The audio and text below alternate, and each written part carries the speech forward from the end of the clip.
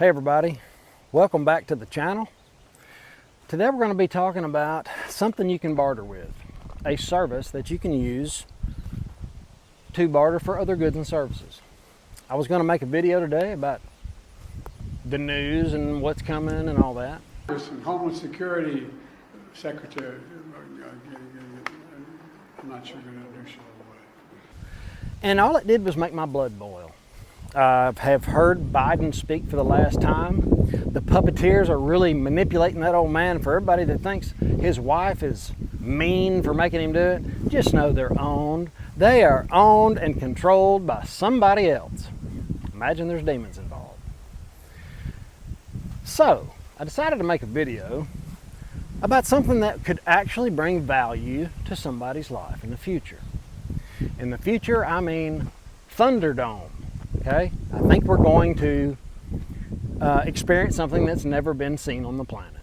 Well, maybe on the planet, but since anybody's alive that can remember, you go through history, you'll figure that out. But in the short term, our exports are getting cheaper, which is mainly dollars.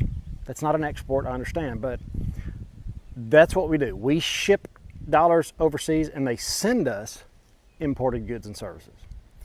Now, when this happens, as it keeps happening, as the dollar decreases in value and they do their CBDC thing and all that, in the meantime, we got to come up with a way to get through it. All right? So I've made a good living as a welder for the last 20-something years, 24 maybe. And I'm going to show you the tools, just a few tools that you need and some reasons to buy a certain welding machine and not others, and just some tips real quick. Now, I do have a welding channel. It's called Taylor Welding. You can check that out as well. I haven't been over there in a while, but that's fixing to change. I'm getting caught up, and now it's time to get busy because it is most important to help these young men and women make good welders, to learn something other than how to do underwater basket weaving from a college, from an indoctrination camp. Learning something that will do you no good in the future. If you learn how to weld, you can trade that. You can trade it for currency, you can trade it for something else. You can trade what you can do. I can't tell you how many times I've had people walk up to me that I didn't even know, holding two pieces of metal in their hand, like, can you please weld this together for me? It's like, yeah, sure, why not? That's going to be something. That's going to be something that you can use in the Thunderdome. Now, before we walk over here to this big diesel-generated Lincoln 300 welding machine, don't get sidetracked. You don't have to have one of those. I do recommend a stick fossil fuels welding machine, okay?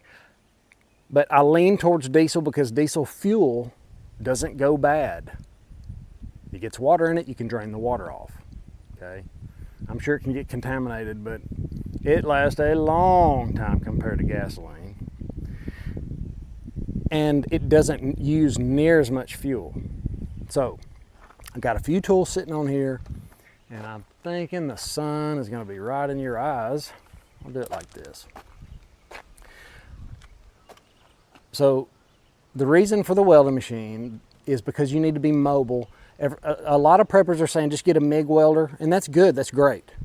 Get a MIG welder for your shop, but it's hard to take a MIG welder out in the field, you know, to do repairs away from your shop. If you have a fuel-driven welding machine, you can put it on a trailer, you can get some jack stands and simple stuff like I'm going to show you, and you can actually start right now. You can start fixing stuff right now. Well, I don't know how to weld. It's not that hard. It's hard to be a professional welder, to pass x-rays every day and all that. It's not hard to stick stuff together to make it work, and I think you'll probably enjoy it. Well, I had to edit this video a little bit because my wife said I didn't explain enough. So I'm going to go through these tools and explain to you why these are a necessity.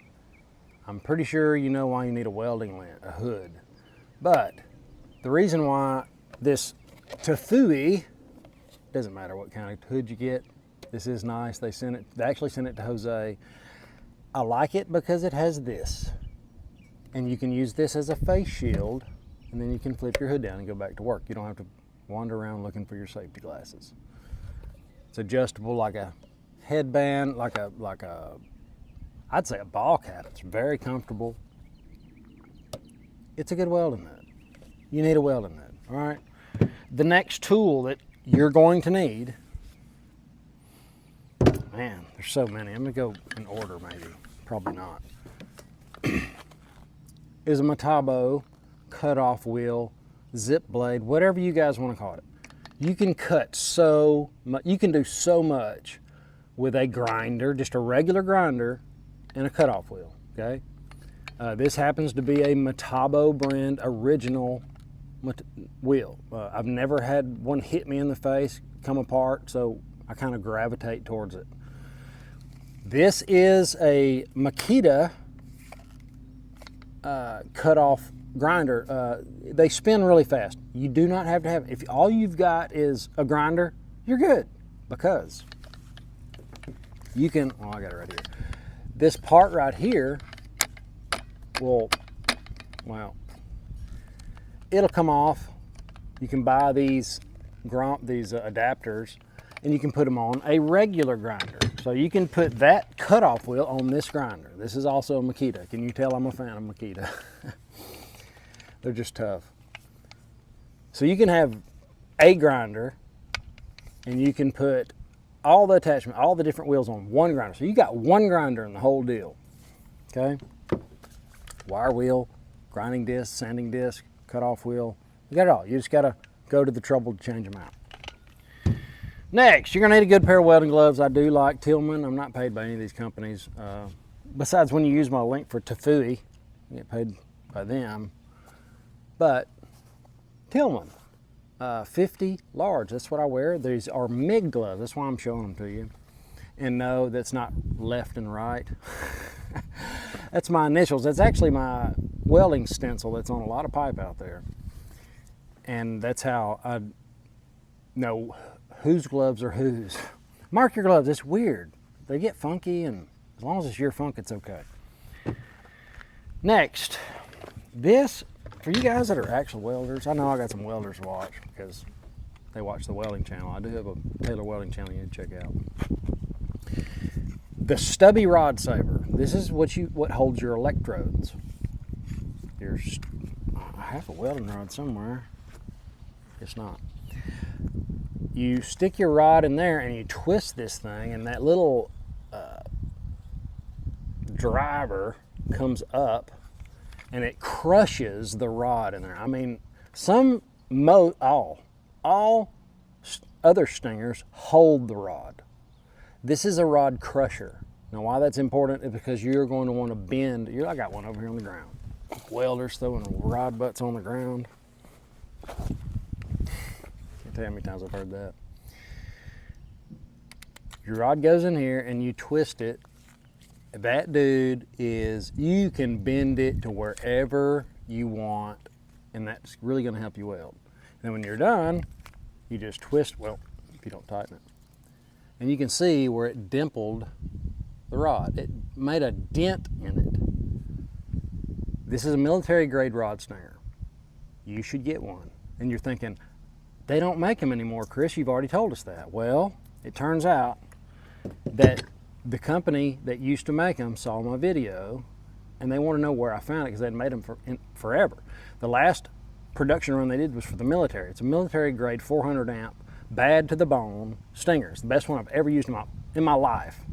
I found it before they put them back in reproduction. I'm telling you the truth. I've had the Stinger V, I've had all of them. They're going to run 200 or 300, I don't remember what he said, of these. If you want one, I'm going to give you the chance to get it first. Text Stacey. Text Stacey your email, and I'll email you. I'm not sure exactly what to do right now. I just want you to know there's a couple hundred of them on the earth. And if you want one, let me know. Now, the next thing, this is a simple, cheap tool. It's called a tri-square because you can try to get it square. No, this thing is awesome. It's got a lip that hangs on the side of your iron. Clink. You got a straight edge here and a 45 here. That's what you're going to use it for 90% of the time. Later on, it's got a pivot right here. Pivot. You pivot it around. It's got degrees right here. I think that's the degree side. Yeah. And you can cut things on degrees. You can, there's a ton of uses for this. What I use it for isn't probably a quarter of what it's capable of. Get a tri-square, you're gonna need one in your life. Now, I like tool videos. I like tools. If you don't want to buy a bunch of welding shirts, right? Get some rod sleeves. Now, these have seen better days, but you can wear your short sleeve shirt, throw these on, put your gloves on, you're good to go. A simple clamp. This is a actual vice grip, happy to say. That didn't come from Harbor Freight. You'll clamp stuff down all the time. Now, I'm telling you all this because it doesn't take very many tools to repair things that break around your property. If you're not able to get a 300 Vantage that I had put 8,000 hours on that never gave me any trouble other than bad fuel, Kubota diesel, get something else. The diesel generated welding machines are good on fuel. The gasoline welding machines are not. That's just the way it is. If you're going to run your house on it when the lights go out, it would be very helpful to have a diesel. Diesel fuel does not go bad. All right, I've already went through that, but you know, maybe it does. I'm not sure. It's never gone bad on me. You keep the tank tilted, drain the water off, use fuel off the front. Is that it? That's all I had pulled out. I just wanted to encourage people, everybody, the community, not people.